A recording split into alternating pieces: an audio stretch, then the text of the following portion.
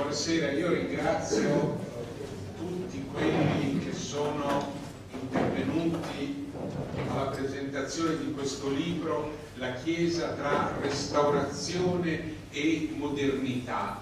Libro pubblicato con il contributo del Dipartimento di Storia, Cultura e Storia Sammarinesi dell'Università degli Studi della Repubblica di San Marino. Un libro che raccoglie saggi di studiosi differenti e che nasce da un'idea di Francesco Margiotta Broglio, che noi avremmo voluto qui, ma che purtroppo non è potuto essere presente a causa di disposizioni di sua moglie, ma un libro che tocca 2 secoli di storia del cattolicesimo, 1915-2015. 2 secoli e a 2 poli, la restaurazione e la modernità. Quale scelta nei confronti della modernità da parte della Chiesa del cattolicesimo? E questi 2 secoli sono caratterizzati dalla presenza dell'altro, di un altro mondo, di un'altra modernità, la modernità liberale capitalistica, la modernità comunista, la modernità del pluralismo sociale e religioso che esplode, insomma tutti aspetti di grande significato. Io saluto voi tutti, il Nunzio Apostolico, l'ambasciatore di Monaco, il rettore Berlinguò dell'Università Dante Alighieri di Reggio Calabria, il nostro vicepresidente Luca Seriani, lo storico prestato all'amministrazione pubblica d'Andrea e voi tutti. E vorrei dare la parola subito per iniziare a Marco Roncalli. Marco Roncalli è studioso di storia del cristianesimo, sua la biografia di Papa Giovanni, di Papa Luciani e tanti altri interventi. Prego. Grazie, io saluto il pubblico, il presente e le autorità. È un libro effettivamente un po' particolare, qualcosa ha già detto adesso il professor Riccardi, un libro che è curato, dove almeno io sento molto anche l'impronta proprio del curatore, che è quello appunto Giorgio Fabre, che come me viene dal giornalismo, ma poi di fatto almeno da 20-30 anni si è dato un po' da fare, partendo soprattutto da scandali di archivio e facendo delle opere che sono un po' al limite, comunque sono state anche ben accetti dalla comunità scientifica, e volumi che si basano un po' sui documenti. Non a caso il libro ospita un contributo credo abbastanza importante che riguarda tutti i rapporti tra il Vaticano e URSS, fatto appunto dal curatore di questo libro, appunto da Giorgio Fabre. Detto tutto questo, lo diceva già Riccardi, ci sono questi due poli dove appunto il soggetto Chiesa è così considerato tra appunto la modernità e la restaurazione. Il vero problema di questo libro, che viene evocato appunto sin dal titolo, è questo discorso appunto della modernità. È uno dei temi credo ancora irrisolti poi della nostra epoca, secondo me viene continuamente confrontato con delle logiche un po' che creano delle polarizzazioni, no? Per poi di fatto la modernità c'è, la Chiesa non la può eliminare, e però c'è anche la Chiesa che la modernità non può eliminare dalla realtà. C'è un discorso anche di modernità come momento cronologico, di cesura storica, eccetera, che però in qualche modo tante volte è anche assorbito dalla modernità di tipo filosofico, e entreremo in tanti discorsi. È di fatto una entità che potremmo definire complessa, ambigua, soprattutto in questo libro il discorso della modernità è messo in relazione e in realtà, bisogna coraggio dire, per larga parte anche in antitesi, questa è la storia, è alla Chiesa. Il libro appunto 2 secoli, contributi che soprattutto lanciano degli sguardi su alcuni temi ovviamente, semplificando certamente anche altri. Mi sembra che al convegno avessero partecipato comunque anche altri autori, oltre a quelli presenti nel libro, ma sono state fatte delle scelte precise e quindi diciamo soste importanti su grandi momenti, su grandi temi, a partire appunto dal Congresso di Vienna del 1815, quell'appuntamento nel quale di fatto la Santa Sede, pur essendo uscita direi moralmente vincitrice dalla sconfitta napoleonica, Pio VII, sappiamo che ha tenuto testa Napoleone, si è portato all'esilio eccetera, si confronta con delle potenze divise da tanti motivi politici, economici, militari, ma appunto anche religiosi. Le cesure di questo, come dire, c'è questo rapporto di fatto di antitesi con la modernità che viene un po', come dire, a calare, credo si possa dire, con il pontificato di Leone XIII, quello del Novarum, ha poi delle code successive che arrivano certamente al pontificato di Pio X, dove, almeno leggendo alcuni di questi contributi, certamente c'è la modernità che forse da avversario assume anche il carattere un po' del nemico. Ovviamente sappiamo benissimo tutti cosa sono state appunto anche l'antimodernismo e non solo il modernismo, e poi la lunga coda che arriva anche Pio XI, e anche qui insomma la legalità sociale, tanti concetti che ci portano appunto a, come dire, a tarare con grande attenzione l'entità appunto della modernità. Proprio nei giorni scorsi casualmente mi è caduta l'attenzione su una frase molto bella che aveva scritto Roberto Morozzo della Rocca in Nemici, proprio a un suo saggio un po' datato su riviste di storia della Chiesa, dove diceva che, molto bella credo questa frase, il mondo cattolico, lo sto citando, è stato al tempo stesso intransigente nel rifiuto della modernità e intransigente nel modificare i suoi costumi nel lungo periodo, ad un tempo ripulsa e disponibilità, ad un tempo contrasto e adeguamento. Credo che sia una frase che possa aiutare molto anche ad affrontare tante pagine di questo libro. Poi c'è l'altro polo, appunto, non meno sfuggente direi, che è la cifra reale dell'altra parola che viene richiamata appunto nel titolo, cioè restaurazione, che è già, come dire, già gravida al suo primo operare in Europa di conseguenze che sono inattese. Del resto, penso di poter impostare in questo modo: quale restaurazione davvero è stata tale sino in fondo? Quale restaurazione è riuscita a fermare il flusso della storia, l'avanzare, se vogliamo, anche della modernità? Una modernità che però essa stessa è destinata ad essere vista nel tempo con sensibilità diverse, con approcci diversi. E qui fulminante la citazione che viene fatta subito nella presentazione, nella nota che introduce questo libro, che recupera una scheggia dai quaderni del carcere di Gramsci, dove si legge, cito: è noto che la restaurazione è soltanto un'espressione metaforica.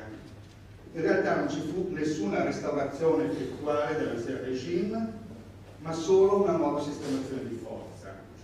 È appunto una nota che appare in apertura, insomma, che è altrettanto significativa di questa appunto raccolta di saggi pubblicata in questa collana del Dipartimento di Storia e Cultura e Storia Sanmarinese dell'Università di San Marino. E è stato ricordato già che alle origini non è una mera raccolta di atti, però chiaramente fa molto riferimento al convegno in cui già il professor Riccardi ha attribuito in qualche modo anche la paternità al professor Mangiotta Broglio, che pure fa un contributo interessante in questo libro, su cui magari poi torno velocemente, però direi che è un libro che anche, come dire, costruito in un certo modo. nonostante il 1815 al 2015, questo è un libro che parte con oggi, parte appunto con il contributo del professor Riccardi, che, come dire, si interroga sul modello di chiesa che ci è stato lasciato in eredità da Giovanni Paolo II, che è stato consolidato, ma attenzione, Riccardi lo fa notare, non senza alcune selezioni da Benedetto XVI, e che poi soprattutto, perché comunque sono saggi anche relativamente brevi, delinea che cosa? Delinea il passaggio da una chiesa minoranza concentrata sul rafforzamento dell'identità cristiana ad una chiesa popolo, dove però, e questo riguarda proprio la modernità, le sfide si giocano non più sul terreno della secolarizzazione, ma della globalizzazione. Le sfide si giocano su processi di riforma più che su progetti di riforma, anzi direi proprio su processi, come dire, no? Vengono innescate delle dinamiche che certamente sono finalizzate a realizzare il cristianesimo, diciamo così, in una parola, inclusivo di Papa Francesco. È una riflessione che va un po' fatta, ci vorrebbe tantissimo tempo e forse ci obbligherebbe anche a parlare molto di Papa Montini, però se mi è permesso l'accostamento è stato un po' così anche all'inizio col concilio, cioè non c'erano dei progetti di riforma ben definiti, si trattava però di innescare finalmente, come dire, dei processi nuovi.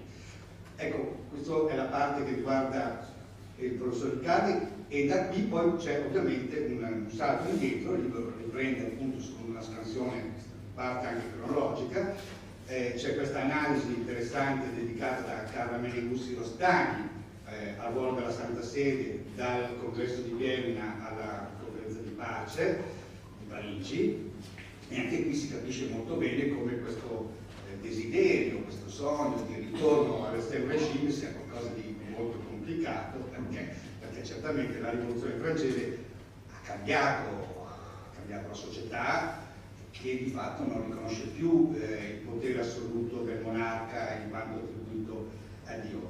E poi, diciamo, ci sono delle osservazioni, credo, dei passaggi molto interessanti tra le figure che sono state protagoniste del congresso, non solo il delegato francese Talleyrand, piuttosto che il cancelliere austriaco, eccetera, ma proprio sulla figura, per esempio, di Consalvi, e anche questi sono dei recuperi, secondo me, molto interessanti, anche non così, non si trova neanche così molto spesso tanta attenzione, perché appunto si vede anche molto bene questo rapporto che ho sentito con Consalvi. Direi che proprio si vede in qualche modo anche vedere la forza della diplomazia, di quella che era la diplomazia del periodo, quindi con un Consalvi che è artefice in qualche modo del rientro del papato nel concerto delle nazioni, e pur mantenendo appunto la sua neutralità, la salvaguardia di questa neutralità, quindi senza l'adesione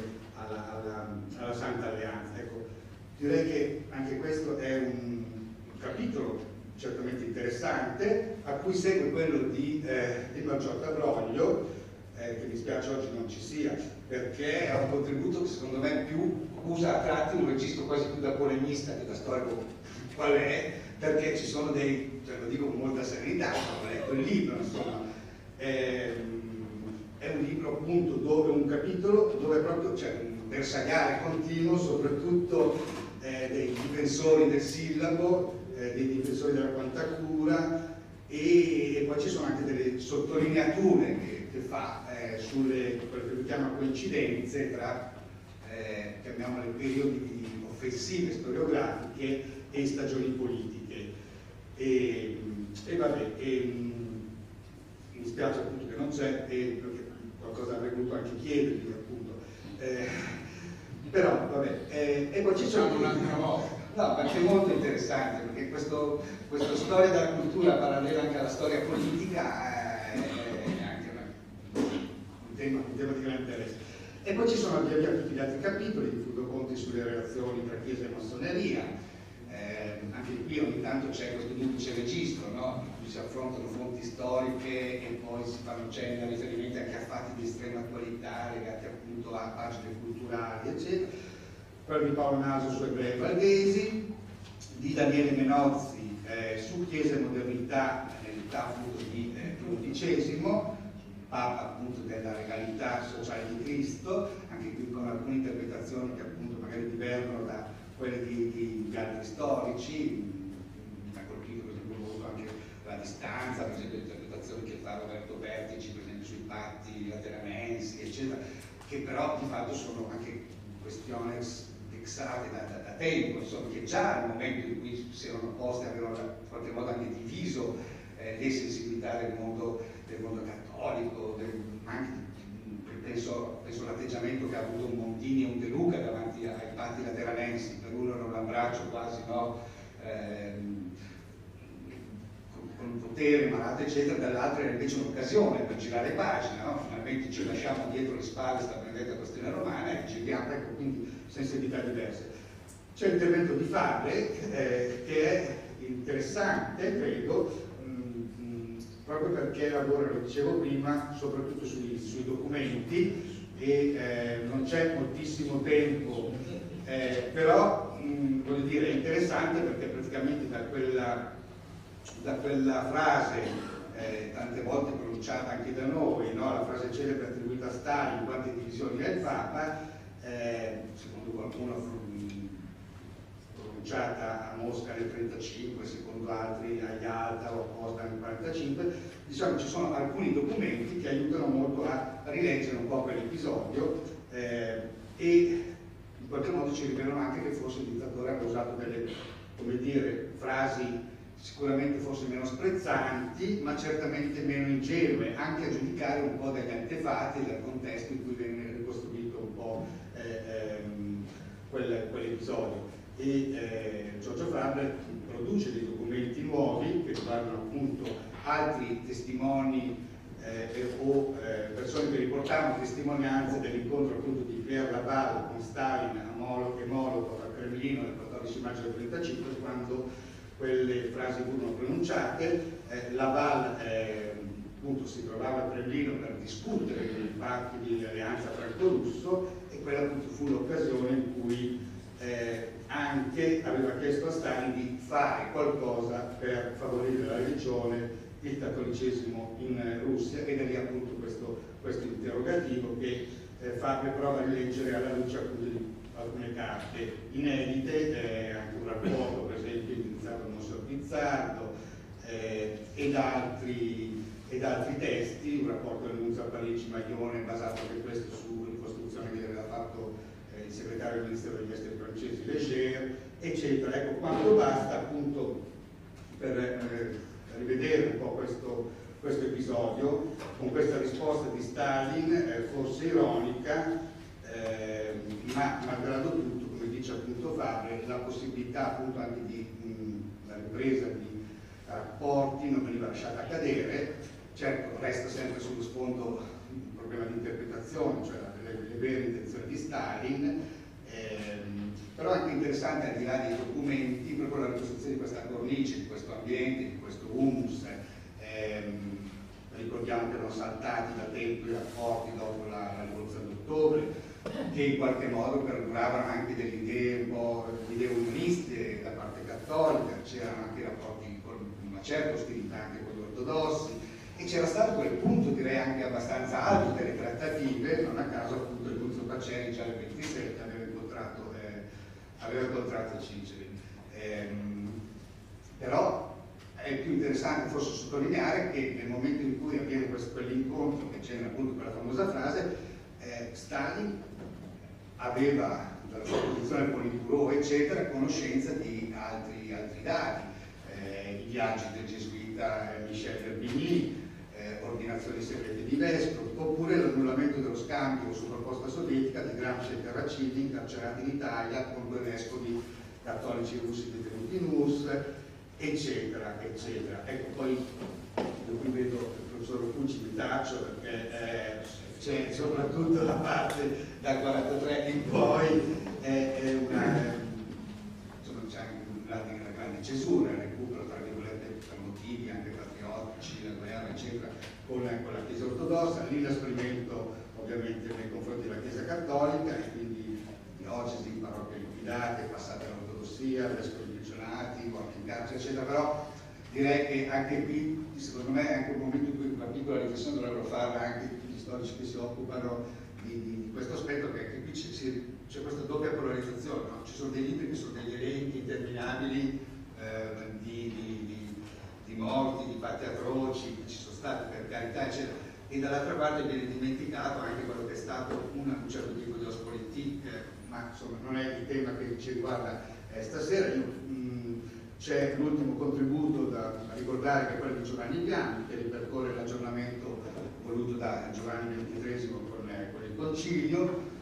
Credo che la cosa più interessante per quanto riguarda il rapporto con la modernità da ricordare in questa sede, che è quella che regge di più, perché parliamoci chiaro, anche tanti discorsi del Concilio, con l'accelerazione dei fatti che c'è stata negli ultimi decenni, temi nuovi che si sono proposti, non è che tutto è rimasto certamente attuale. Certamente è il passaggio fondamentale da ricordare che con la dichiarazione del Vaticano II sulla libertà religiosa, il passaggio appunto che la fede non può essere oggetto di costrizione, quale che sia la pressione sociale o il potere politico, è decisamente un approdo importante, anche se, e lo stesso Giovanni Bianchi lo riconosce, anche se non è corretto leggere un'istituzione come la Chiesa con le sole categorie politiche. Certamente il Vaticano si fa carico anche di un confronto con le istanze di una società che è sempre più orientata verso dei sistemi democratici.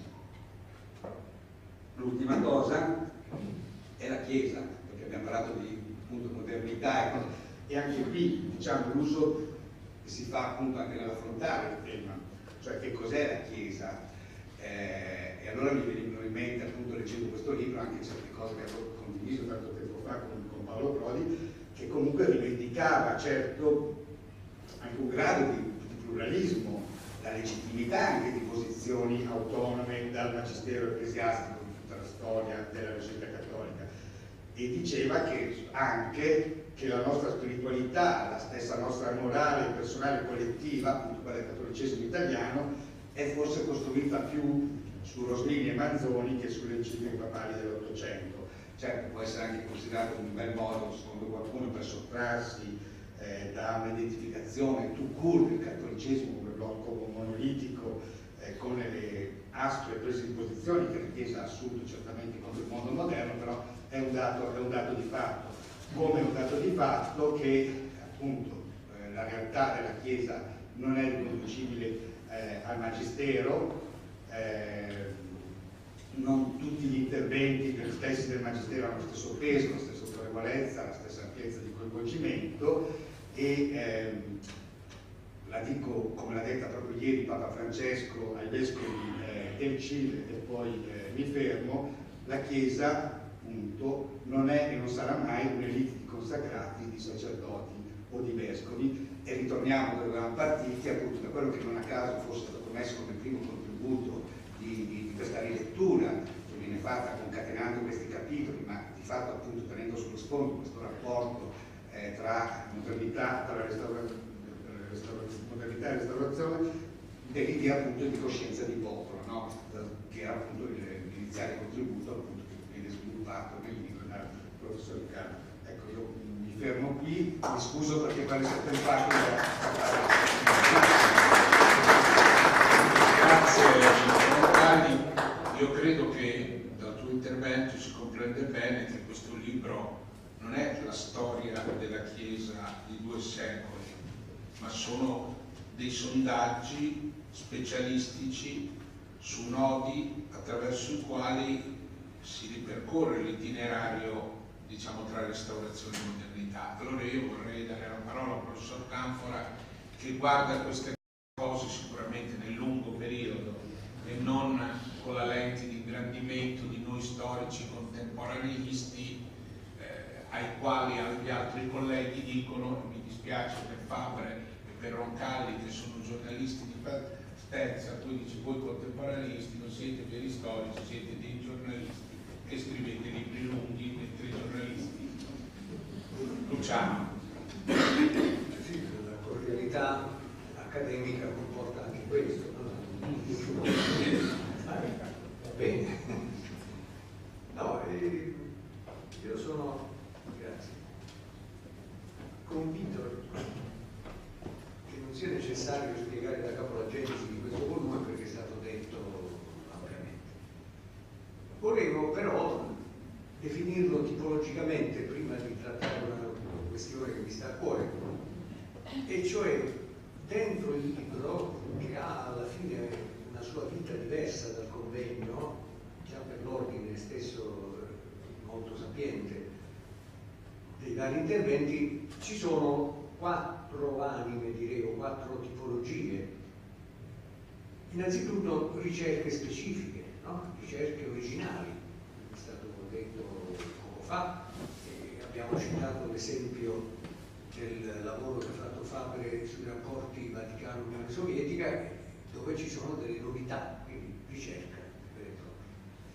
Poi riflessione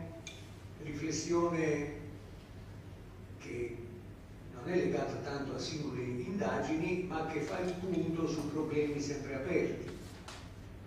In questo senso il capitolo, chiamiamolo così, sul modernismo, ancorché brevissimo, è molto significativo, dirò dopo perché a me sembra tale. Poi ci sono, senza limitazione alcuna della qualità dei contributi, interventi che io chiamerei anche testimonianze, tra l'altro è una parola nobile, e tra queste metterei l'intervento di apertura, no? Quello di Riccardi. Chiamo testimonianza perché c'è dentro riflessione storiografica, esperienza del passato, ma anche realtà vivente di cui Riccardi è partecipe in modo diretto. E infine oserei dire bilanci storiografici. Prima si è ricordato il capitolo curato da Margiotta Broglio, è stato amabilmente come dire, punzecchiato per la vibrante passione che lo anima, però in realtà è anche un bilancio storiografico da un punto di vista soggettivo, che va rispettato, ma che ne fa un intervento passionale e al tempo stesso equilibrato, cosa non facile.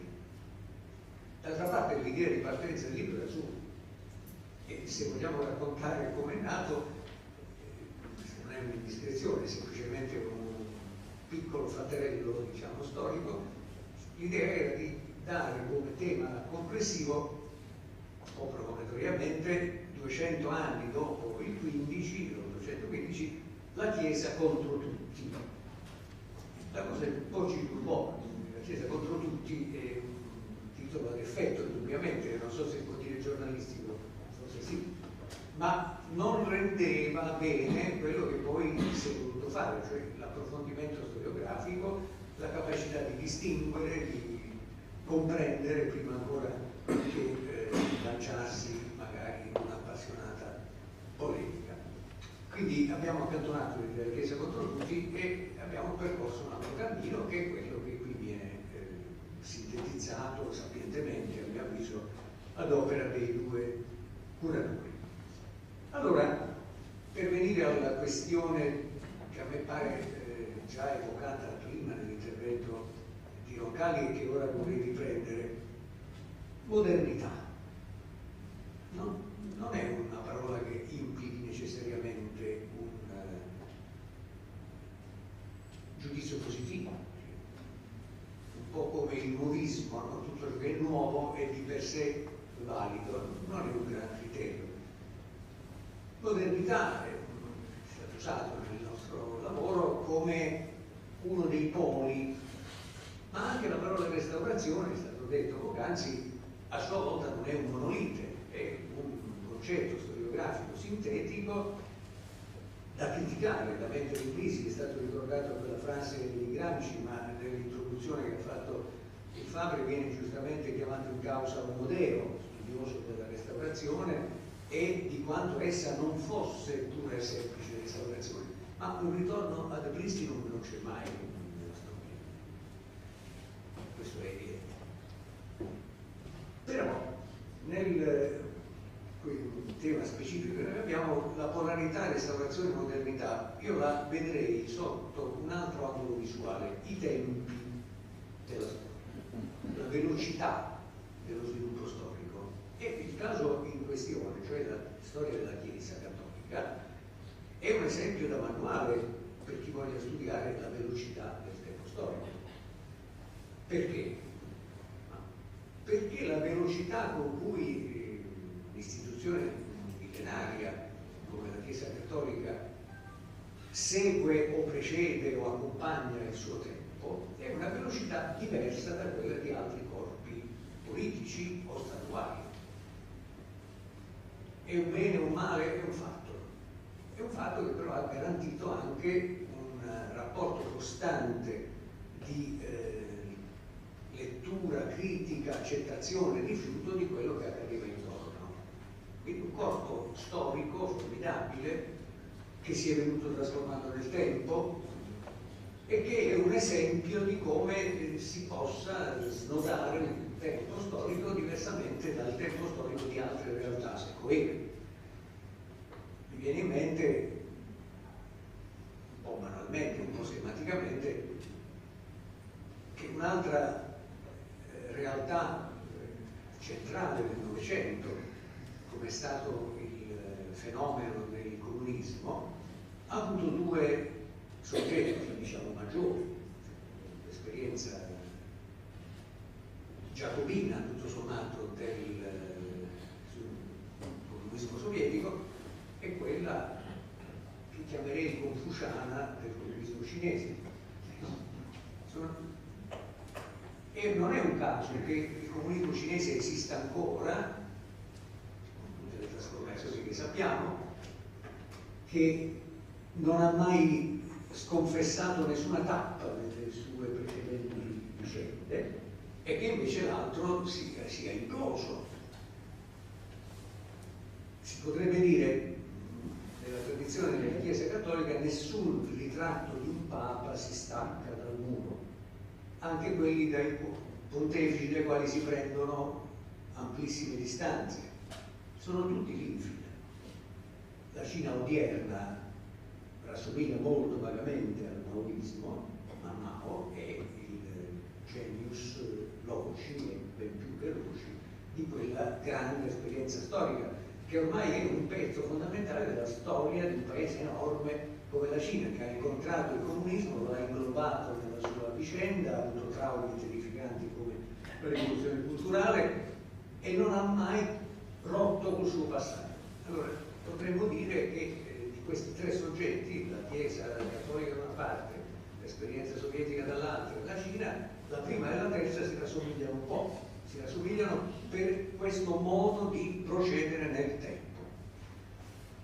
Non volevo fare soltanto questa parodia di Brodelli, i tempi della storia, volevo semplicemente dire in modo schematico perché a me sembra che modernità e restaurazione si capiscano se uno ha l'occhio fisso sui tempi della storia.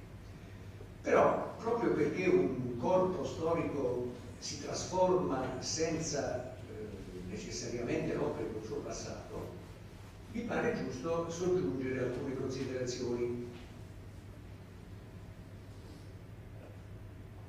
L'impero ateniese è durato 70 anni, uno può dire che c'entra poco con il nostro discorso. È durato 70 anni e a un certo momento, dopo una crisi piuttosto lunga, è rinato un impero ateniese sui generis che ha avuto un'altra lunga durata. Ci sono luoghi della storia dove determinati fenomeni si ripropongono. Questo è un elemento di continuità. Potremmo dire per esempio che la Russia odierna è la ripresa in forme nuove dell'impero sovietico precedente. Rottura e continuità. Nel caso della Chiesa cattolica, che è l'oggetto della nostra riflessione che stiamo conducendo, io tendo a pensare quello che può sembrare forse un'eresia, ma tanto non essendo un ortodosso posso anche essere un eretico senza problemi. Non può essere. Sono tranquillo. trasformandosi nel tempo senza rompere col suo passato, mantenendo una capacità di percezione del movimento storico senza però rinnegare se stessa, oggi essa è giunta ad un punto altissimo, secondo me, e anche discriminante. È più una filosofia che una fede. Ha inglobato dentro di sé anche il deismo.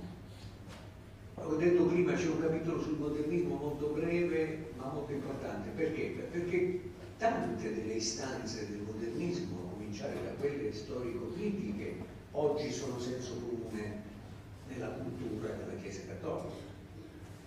La lettura storica e critica della scrittura, della tradizione lunghissima, esegetica e non, la critica testuale, no?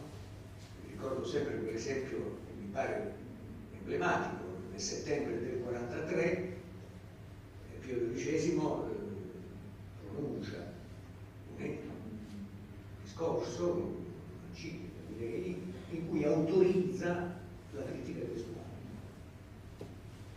Siccome il mio mestiere è quello, la critica testuale, mi fa una certa impressione che, sapendo che la praticava già Galeno sui testi di Ippocrate, dire che nel 1943 è finalmente possibile fa quasi un'impressione così sconcertante. Però non fu un passaggio insignificante, proprio da un Papa che per tanti versi può essere considerato un tutore della continuità dell'ortodossia. Avallare la critica testuale era, senza trasferire questa parola, un'apertura verso il modernismo, che di critica testuale si era nutrito e che per questo era stato condannato. Insomma, questo processo ha portato davvero, a mio modo di vedere, mi sbaglierò essendo un frequentatore di questi problemi, ma non interno ad essi, ad una evoluzione concettuale raffinata che io continuo a definire più deismo che teismo.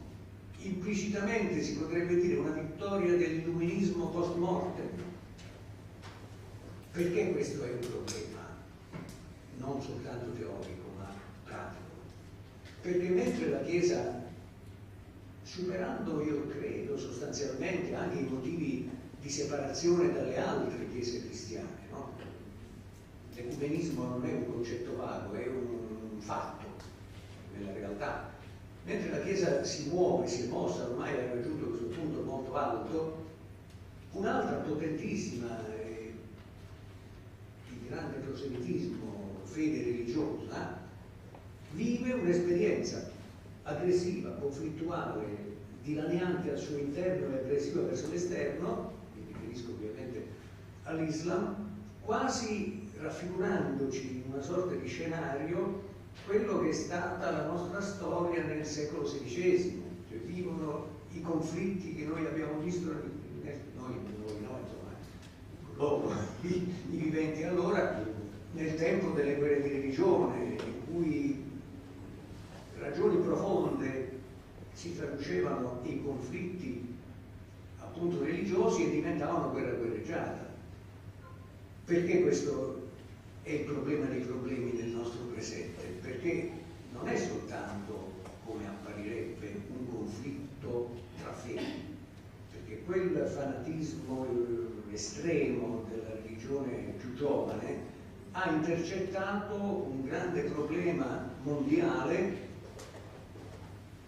dopo il fallimento dei socialismi arabi, che sono stati una stagione importante della storia di gran parte del pianeta e che hanno avuto, per ragioni che adesso è inutile indagare, un disastro come epilogo, e quindi questa forma di religione aggressiva intercetta ciò che un tempo si chiamava l'anti-imperialismo, cioè la volontà di liberarsi dal dominio di potenze egemoniche lontane e micidiali. Quindi la Chiesa della modernità che stiamo vivendo si trova alle prese con qualcosa che riesce a capire e da cui non viene capito. E credo che questo sia un problema di non facile soluzione, cui questo libro porta un contributo, per così dire, quasi soltanto letterario, bibliografico, ma è meglio di niente.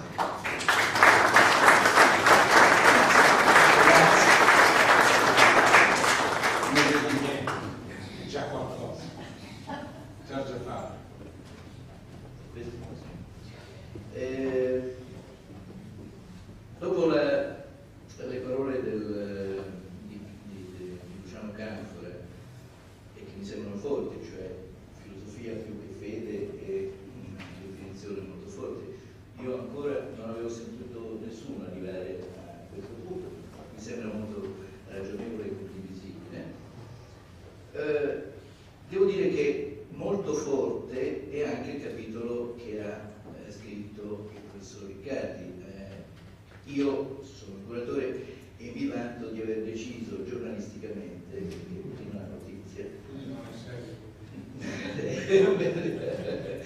Vedi il giornalismo com'è, di averlo anticipato perché era il punto a cui si arrivava e bisognava capire subito dove si arrivava. Ed è un capitolo molto interessante, ma insomma io come curatore avrei voluto prendere il telefono e fare un po' di domande come curatore barra giornalista, ma non potevo farlo perché ero curatore, quindi dovevo stare sui testi, quello che avevo scritto e così via. Ma certo pone dei quesiti e solleva delle domande a chi lo legge. Il curatore ha dovuto farsi stare zitto e semplicemente come dire, passare i testi e vedere se c'erano delle questioni bibliografiche su cui sottolineare e così via, ma pone sicuramente dei problemi. Questo libro è un libro sicuramente sulla continuità della storia della Chiesa attraverso, come dire, lo specchio del confronto con la modernità su cui, come dire, concetto su cui io ho qualche perplessità, perché in realtà qui è stata affrontata la modernità socio-politica, cioè diciamo, dalla rivoluzione francese, poi dalla rivoluzione industriale in poi, la Chiesa come ha affrontato questi problemi. Poi, come sapete, il concetto di modernità è molto vario, è molto vasto. Ecco, appunto, parlava di Paolo Prodi ha dato un concetto, ha dato una definizione diversa di modernità, cioè libertà di coscienza, e allora si parte non dalla rivoluzione industriale, ma si parte da Lutero, no? Che visse, quindi è una questione molto sfuggente, anche molto difficile. Qui è stata bloccata sulla questione, diciamo, la Chiesa e la modernità socio-politica, quindi il Congresso di Vienna e così via. E va benissimo, con una notevole ricchezza bibliografica. Io sono stato chiamato semplicemente perché 2 o 3 saggi mi ho occupato di Chiesa, e in particolare il professor Lucci lo sa bene, a proposito della trattativa di Gramsci c'è stato tutto il problema dei rapporti tra Vaticano e URSS, no? e che poi io qui ho sviluppato in un altro modo. Tornando ai problemi che solleva la prefazione, diciamo l'ultimo capitolo, ma in realtà prefazione, notizia del professor Riccardi, appunto è un libro sulla continuità della Chiesa, no? Che attraverso modifiche, anche strappi, strappetti, affronta questi 2 secoli di storia, accettando poi alla fine gran parte di ciò che la rivoluzione francese aveva definito come problemi di libertà. Addirittura l'ultimo capitolo attuale, quello di Viana, si pone il problema se la Chiesa non è diventata democratica, no? Cioè ha acquisito valori politici dall'esterno. Dopodiché però il professor Riccardi pone una cesura grossa con questo papà. Cioè sembra che, come dire, fino a Ratzinger, o sbaglio, io non mi ho potuto chiedere, no, perché fino a Ratzinger si va avanti su dichiarazione di valori, come dire, sempre più riducendo fino alla dichiarazione sui valori non negoziabili del 2002, cioè una, come dire, definizione di una Chiesa alla fine di elite. E poi improvvisamente invece un Papa Francesco che pone il problema di un cristianesimo di popolo, il termine è questo, e sembra una cesura netta, a differenza, diciamo, di quello di quella che è stata la cesura del Concilio, che è stata una cesura molto complessa, universale, vescovi e arcivescovi venuti da tutto il mondo per discutere di questo, durato anni e anni e anni. Invece questa sembra una cesura d'autorità,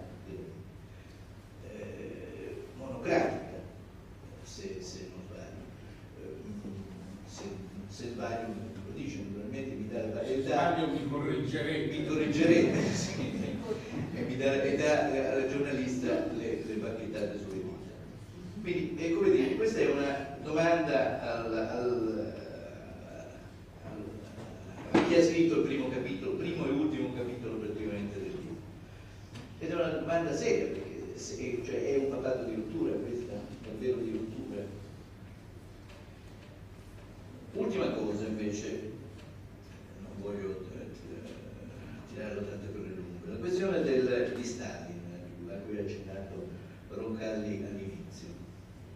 Ecco, Roncalli ha scritto un bellissimo pezzo oggi sull'Avvenire, su questo, riassumendo benissimo, un pochino ne ha accennato nel suo intervento. La famosa frase, una delle più famose frasi del Novecento, quante divisioni al Papa, no? Tutti la conoscete, no? E io ho ricostruito come è stata questa questione. Cioè, è stato Churchill che nel 1948, nel primo volume della sua storia della seconda guerra mondiale, ha attribuito questa frase a Stalin durante un incontro con Laval nel 1935. Ricostruisco che la frase, a quanto pare, in base a un incrocio di documenti, non è stata questa, è stata molto diversa, cioè era un momento in cui Stalin non avrebbe potuto dire una frase di questo genere. È vero che Laval era andato a trattare in quel momento, 1935, il suo patto, che era anche un patto militare, ma in quel momento c'era anche una trattativa con la Chiesa. E infatti, subito dopo questo incontro con Laval, c'è un incontro tra l'ambasciatore Alfano, che è l'autore, diciamo, quello che ha detto la vera frase che poi io riporto, con un sovietico, un segretario dell'ambasciata a Parigi, delegato per questa cosa. Dopodiché, per fare questa cosa, dopodiché lì muore la trattativa, diciamo, per la religione cattolica in Russia, muore per vari motivi, ma la colpa non ultima è anche del Vaticano, che fa alcune mosse sbagliate. Ma nel dopoguerra questa frase di Roosevelt, in realtà di Churchill, attribuita a Laval, in realtà viene ripresa da Truman, il quale dice che lui l'ha sentita, ma l'ha sentita dire da Stalin, dice, una volta dice a Yalta, una volta dice a Potsdam. Cioè, durante i grandi incontri a Yalta c'era Roosevelt e Truman era il vice, poi a Potsdam invece era morto Roosevelt e Truman era il presidente. A distanza di pochi mesi, no? Yalta è del febbraio 45 e quindi c'era ancora la guerra, e Potsdam invece è luglio-agosto 45. Dopodiché, siccome i giornali americani sono micidiali, questi sono più giornalisti di noi, Truman l'hanno massacrato perché hanno dimostrato che i verbali non dicevano niente, i verbali di Potsdam, a cui lui c'era effettivamente come presidente degli Stati Uniti, l'hanno massacrato dicendo che aveva detto, e lui non rispose, che non aveva detto il vero. Ora, a questo punto, fin qua c'è il mio racconto. Ma un gentile amico, cioè il professor Canfora, mi ha fatto notare che la frase di Stalin compare anche in un altro luogo. Nel diario di Nenni. Bravo, nel diario di Nenni. Ora, il diario di Nenni è la data è il 17 luglio 52, il giorno in cui Nenni incontra Stalin. Lui mi chiede quante divisioni hai Cardinale Sperma? No, non è esattamente così. Nenni stava parlando con lui e improvvisamente Stalin cominciò a parlare di sperma. Allora gli dice, scusi, ma perché mi parla di sperma? E Stalin ricorda l'episodio. Allora fate caso alla data, 52. Allora, ricorda l'episodio e dice: a Yalta io parlai con Roosevelt, e infatti Roosevelt c'era, Yalta non tutto c'era, parlai con Roosevelt e lui mi parlava di questo Spellman, che era arcivescovo di New York. E disse: tu dovresti conoscerlo, perché insomma adesso questo adesso un po', perché è un tipo in gamba, gli riparla, e a un certo punto Stalin, racconta a Nenni, gli dissi: ma quante divisioni ha questo? Quindi Stalin racconta a Nenni di aver detto, eccetera. E questa è una frase del tutto plausibile, perché nel 1952 era già uscito il libro di Churchill, e quindi questa poteva essere benissimo una ironica risposta a Churchill. Fosse vero o non fosse vero che l'aveva detto nel 1952, questa potrebbe essere benissimo una risposta a Churchill. Di averlo detto nel febbraio del 1945 a Yalta, quando c'era ancora la guerra, quindi aveva del tutto senso che gli dicesse quante divisioni ha, quando in quel momento stavano andando verso Berlino, le divisioni sovietiche avevano bisogno di aiuto di tutti i tipi, e lui gli rispose appunto sul fronte militare, sul piano militare. Non aveva senso invece nel 1935, no? Una risposta alla Laval in quel momento. Infatti nel 1935 la risposta è del tutto diversa. Nel 1945 era una risposta di guerra, di sostanza, cioè: ma tu mi parli di sperma, ma io ho bisogno di soldati. Basta.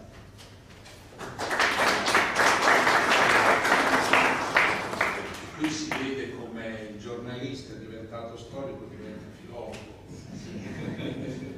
No, io vi ringrazio molto, io sono molto d'accordo con quello che tu dicevi, Luciano.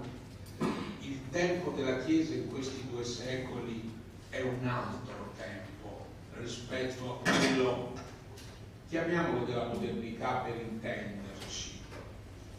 Che cos'è questa Chiesa? Tu dici diventa una filosofia, tu dici c'è una cesura, però Luciano ci ha detto che il cattolicesimo non ha cesure, tutti i ritratti dei papi nella Basilica di San Paolo, eccetera, eccetera. Adesso il cattolicesimo, dicevano i teologi di Tubinda, è complesso, oppositorio. Cioè, come fai a dire il cattolicesimo è una filosofia, una fede? È molto altro. È molto altro nella misura in cui è un popolo complesso. È un popolo complesso, a cui è tradizione e innovazione. Quindi io questo fatto, diciamo, della complexio oppositorum del cattolicesimo, che tanto spesso sfugge a chi lo studia, io lo vorrei sottolineare. Però in questi 2 secoli, e questo libro, se voleva essere un po' più, si poteva intitolare Il lungo viaggio attraverso la modernità, il viaggio complicato, il cattolicesimo assume una posizione nuova. Il cattolicesimo assume una posizione nuova e una posizione complessiva che un grande storico francese definiva l'intransigenza. Il cattolicesimo assume nei confronti della modernità l'atteggiamento complessivo dell'intransigenza, cioè non si vuole fare dettare l'agenda dalla modernità. Adattarsi o no? La risposta è una risposta molto, molto semplice. No, noi i tempi non ce li facciamo dettare. Intransigenza, parola brutta, quando Poulain la lanciò spiacque a molti studiosi, a molti storici cattolici, ma come tu dicevi, non è detto che la modernità di per sé sia messianica o cosa buona, quindi questa intransigenza può essere vissuta anche come profezia o come alternativa, ma non è un'intransigenza fondamentalista, perché questa intransigenza conosce adattamenti, conosce cambiamenti, conosce conciliazioni. anche se un articolo del Sillabo, che è il manifesto, diciamo, di questa intransigenza, dice: il Romano Pontefice può e deve, cioè si condanna come anatema, il Romano Pontefice può e deve riconciliarsi e venire a composizione col progresso, il liberalismo e la moderna civiltà. Chi dice questo anatema sit. E qui Francesco Margiotta non rinuncia a una puntatina e dice: nel 29 gli accordi lateranensi si chiameranno la conciliazione, quindi va bene. E diciamo l'atteggiamento di lungo periodo è quello proprio di non transigere con il mondo moderno, che vuol dire, in termini molto semplici, l'agenda non ce la facciamo dettare. Con adattamenti, negli anni 60 il vescovo francese Dupanloup, vescovo di Orléans, dice: va bene, ma questa è la tesi, poi vediamo nella realtà. Però la linea generale è questa. Ma il processo, e si evince da questo libro, di questa, diciamo, opposizione alla modernità, significa un rafforzamento dell'internazionalismo cattolico. Mai come negli ultimi 2 secoli il cattolicesimo appare come una internazionale, proprio contrapponendosi a uno degli aspetti della modernità, anche se poi dialogando con esso, che è il senso della nazione e il nazionalismo. E in questo internazionalismo il ruolo del Papa diventa sempre più centrale. Come mai? Perché, come dici tu, c'è una continuità di papi, ma i papi non sono presenti nel popolo cattolico, cioè Pio V non era familiare al popolo cattolico come diventa Pio IX, come è Pio XI, e poi l'amplificazione di questo ruolo attraverso i media. E ancora, lo si vede nel bel saggio di Carla Meneguzzi Rostagni sulla diplomazia, un rafforzamento della diplomazia pontificia particolarmente a fine Ottocento. Diciamo, la diplomazia che era a disposizione del cardinale Antonelli nello Stato Pontificio non era una diplomazia all'altezza. La grande diplomazia vaticana è la diplomazia di Leone XIII, la scuola di Rampolla, dalla Chiesa, e poi andare avanti, Gasparri, secondo me, in una linea ininterrotta fino a Casaroli. Bene, con l'affermazione progressiva della sovranazionalità della Santa Sede, che è la risposta che viene data a Napoleone sul blocco continentale, che è la risposta di Pio IX deludente per i patrioti italiani nel 48, quando dice: noi non vi mandiamo i soldati perché noi siamo padri di tutti i popoli, che è quella che poi diventa l'imparzialità discussa ma imparzialità di Pio XII. E in questo contesto non c'è in questo libro, questi sono i 2 secoli in cui una religione europea o euro-latinoamericana diventa una religione universale. Quindi tutto il discorso delle missioni, particolarmente nel sud del mondo. Missioni di fronte a cui gli stati europei, laici e anticlericali, talvolta, non sono però indifferenti, con la simpatica espressione di Gambetta nel 1881: rispetto alle missioni, l'anticlericalismo non è merce di esportazione. Quindi noi appoggiamo i missionari anche se facciamo una politica anticlericale in patria. In questo contesto, tu mi interrogavi su saggio su Bergoglio. Io francamente non penso che Bergoglio sia, diciamo, il concilio è una svolta condivisa, meditata, Bergoglio invece è una svolta monocratica. Non credo. Credo che Bergoglio si rifà al Concilio Vaticano II. Allora io qui, diciamo, per risponderti dico: qui c'è la grande domanda sul cattolicesimo latinoamericano. Il cattolicesimo latinoamericano resta fuori dall'intransigenza, resta ancora in parte nella logica del patronato, anche se non è più quello spagnolo, e la grande svolta del cattolicesimo latinoamericano è nel Concilio latinoamericano del 1889, che si fa a Roma, laddove si romanizza il cattolicesimo latinoamericano. Allora, se noi vogliamo vedere Bergoglio, noi dietro a Bergoglio dobbiamo vedere tante e differenti cose. Dobbiamo vedere la storia del cattolicesimo latinoamericano, che è una storia con una sua originalità, che è una storia di un cattolicesimo di popolo. Dobbiamo vedere il Vaticano II e dobbiamo vedere, secondo me, questo cattolicesimo visto dagli estremi confini del mondo. Qui, secondo me, ci sono queste diverse componenti che fanno del pontificato di Bergoglio un evento dove ci sono delle novità e delle rotture, ma dove c'è un forte filone di continuità, come è quello dello sviluppo del cattolicesimo negli ultimi 2 secoli e forse anche di più. Allora, in confronto con la modernità, io ritengo, non parlo qui del mio saggio, che il saggio di Guasco è bellissimo sul modernismo, perché riassume anni e anni di studi e spiega come il modernismo non è un movimento, quale l'aveva definito Pio X condannandolo, ma il modernismo è una stagione di incontro, scontro culturale.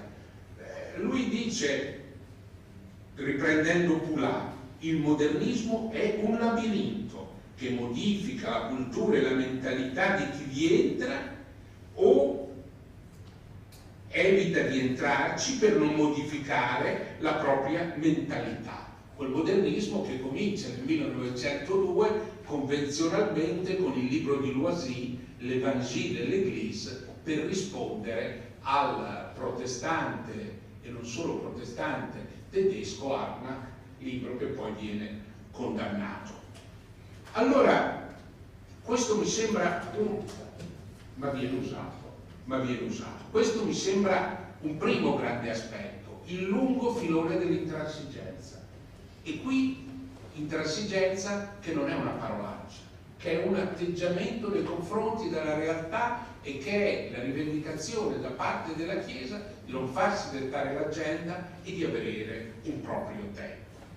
Di fronte alla modernità che noi potremmo definire occidentale, che potremmo definire la modernità liberale, capitalistica, ma poi c'è l'altra modernità che rappresenta il grave problema del cattolicesimo, che è la modernità comunista. Modernità dell'Unione Sovietica dal 1917 e dal 1945, modernità dell'Europa orientale e poi modernità, chiamiamola così, asiatica, con la questione dei rapporti tra Chiesa Cattolica e Cina tutto risolto. E allora qui c'è questo saggio di Giorgio Fabre, un saggio bello, che discute la famosissima frase sulle divisioni del Papa. Stalin avrebbe detto: quante divisioni ha il Papa? Qui vorrei ricordare che c'è una risposta di Pio XII che viene attestata da una fonte. Quando vanno a dirgli a Castel Gandolfo Stalin è morto, sembra che Pio XII abbia detto ora vedrà quante divisioni abbiamo in cielo. Francamente io penso che bisogna guardare un po' dentro la testa di Stalin. Stalin aveva una sua ecclesiologia, mi permetto di dire, aveva una sua ecclesiologia, e andando a quel grande libro di Adriano Rocuzzi, non lo dico perché non aspettavo di vederlo, ma mi sono portato qui la fotocopia, c'è questo, parla di questo colloquio drammatico tra Stalin e i superstiti vescovi russi nel settembre 43, quel settembre che noi pensiamo l'8 settembre, e tutto lì, invece forse c'è una data storica decisiva, non dico ancora più decisiva, che è la convocazione di questi signori la notte al Cremlino. Tutti si andarono a confessare perché convocati da Stalin, e la fine, e invece fu la rinascita della Chiesa russa. E in questo colloquio il metropolita Sergei solleva la questione della mancanza dei preti, e Stalin gli dice: ma come mai? Era una faccia tosta incredibile. Ma come mai non avete quadri? Disse levandosi dalla bocca la pipa e fissando i suoi interlocutori. I vescovi Alexei e Nicolai si turbarono. Era noto a tutti che i quadri erano stati sterminati nei lager. Ma il metropolita Sergei non si turbò e disse: noi non abbiamo quadri per diverse ragioni. Una di queste è che noi prepariamo un prete, ma poi diventa maresciallo dell'Unione Sovietica. E nel verbale i sovietici notano il coraggio di Sergei nel dire queste cose, facendolo risalire alla sua origine aristocratica. Una bella risata scoppiò sulle labbra di Stalin e gli disse: sì, e come? Io sono un seminarista. Quindi si mise a ricordare gli anni di seminario e disse che sua madre fino alla morte si rammaricava che non fosse diventato prete, e la conversazione di Stalin con il metropolita assunse un tratto disinvolto.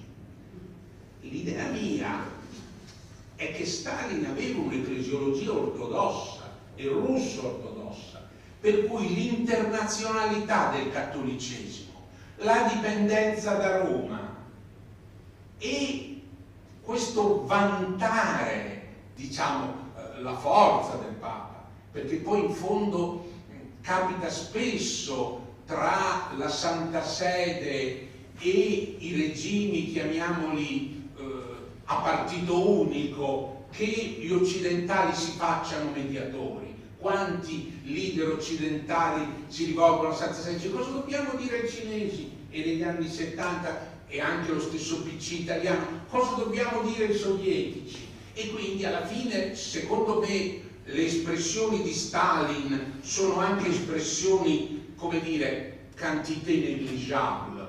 E questa citazione, per me, mi sbaglio, tu sei un esperto di questa questione, questa citazione secondo me di Nenni, questo vostro cardinale Spellman, di quante divisioni dispone, non ha divisioni, allora non mi interessa, risponde Stalin. È una topica, ma è anche l'espressione di una mentalità per cui il cristianesimo è la nostra Chiesa, come dicevano i diplomatici russi. Io ricordo un diplomatico russo che diceva: il nostro patriarcato. Che gli scusi, perché lei è cristiano ortodosso? No, assolutamente, io sono ateo, però la Chiesa ortodossa è la nostra Chiesa. Allora, secondo me, Stalin aveva una sua, diciamo, concezione della Chiesa. Non l'ha mai tirata fuori mondo, nel 1943 aveva quegli altri problemi, aveva bisogno di una Chiesa russa per andare a visitare la Polonia, eccetera. Manda i popi insieme all'esercito. Beh, secondo me lui aveva l'idea del fronte nazionale, questa era l'idea che emerge, ma la Chiesa russa continua a vivere bene negli anni successivi, cioè aveva una idea, diciamo, della Chiesa. E Stalin, e qui c'è anche la differenza del periodo precedente, del tempo di Lenin, e i colloqui tra Cicerin e Pacelli, che sono molto divertenti, che si svolgono a Berlino, a casa del ministro degli esteri tedesco, in cui Pacelli non fa che notare da quel fine signore che era, dice: ma questo Cicerin sì, però è un gran signore, ha il diabete, però mangia i dolci, è veramente, dov'è il sovietico? Ecco, voglio dire, Questo aspetto, secondo me, stiamo attenti, perché in fondo il cattolicesimo viene recuperato in una certa visione da Gorbaciov, che però rappresenta una cesura rispetto a certe visioni precedenti del sistema sovietico. Io non voglio contrastare quello che tu dici, voglio dire, teniamo conto, capisco che sembra una bestemmia dirlo così, che Stalin aveva una sua fisiologia. Un precedente illustre De Gasperi. Il discorso al Teatro Brancaccio dice: l'Unione Sovietica è veramente cattolica in quanto raccoglie tanti popoli in fratellanza, diversamente dal nazismo che è fondato sulla superiorità razziale. Una frase di De Gasperi efficacissima. Sai, i leader del dopoguerra al Brancaccio dicevano molte cose. Togliatti al Brancaccio disse: noi abbiamo la nostra fede, la nostra religione, i nostri simboli. L'ho detto anche dopo. Sì, dico, voglio dire, al Brancaccio qualche volta si allargava. Non c'era ancora il candidato. No, c'era degli anni 30. Allora, voglio concludere. Insomma, in realtà, i nostri ultimi anni smentiscono qualcosa che è stato un po' un dogma del pensiero pubblico e sociale, che l'avanzata della modernità avrebbe spinto la religione in un angolo e che in fondo il mondo sarebbe divenuto una grande Francia, tutta secolare. In realtà la storia è andata in senso diverso, e qui l'ipotesi di un cattolicesimo come minoranza dura e coesa è in fondo un'ipotesi che accetta il fatto che la modernità sia, o il mondo moderno sia così estraneo al cattolicesimo. E qui allora io dico, Bergoglio ribalta l'idea del cattolicesimo come minoranza, avanzando l'idea di un cattolicesimo di popolo, idea che si era sviluppata come interpretazione di Wojtyla, ma non rappresentava le posizioni di Wojtyla, fosse attorno al discorso dei valori non negoziabili, attorno al discorso delle minoranze creative e via dicendo. Però qui la domanda per me è più profonda, cioè io penso che c'è una religione che non passa, ma questo Wojtyla se ne era accorto negli anni 70, ce ne siamo accorti negli anni 70, era Wojtyla stesso, era come Heini, è la religione in pubblico, è il buddismo, è l'induismo e via dicendo. Una religione che non passa ma che cambia. Allora la sfida per il cattolicesimo dopo questi 2 secoli non è più tanto la modernità, ma è il mondo globale e sono le forme diverse di cristianesimo. Quindi non l'irreligione, ma l'altra religione. Negli scenari africani, mi sbaglierò, ma anche in quelli latinoamericani, le teologie della prosperità, le comunità neopentecostali, le nuove forme di cristianesimo, eccetera, eccetera, rappresentano qui un'alternativa. E mi permetto di dire un'alternativa che ha delle consonanze col mondo del mercato globale. E qui c'è la risposta di Bergoglio, che è insieme una risposta di continuità, come tu dicevi, perché non si è Papa senza continuità, ma anche una risposta innovativa. Se noi vediamo per esempio l'attitudine di Ratzinger nei confronti dei laici, che è l'attitudine del riconoscimento dell'alterità, Papa Francesco questa alterità non la sottolinea con così tanta forza. Grazie.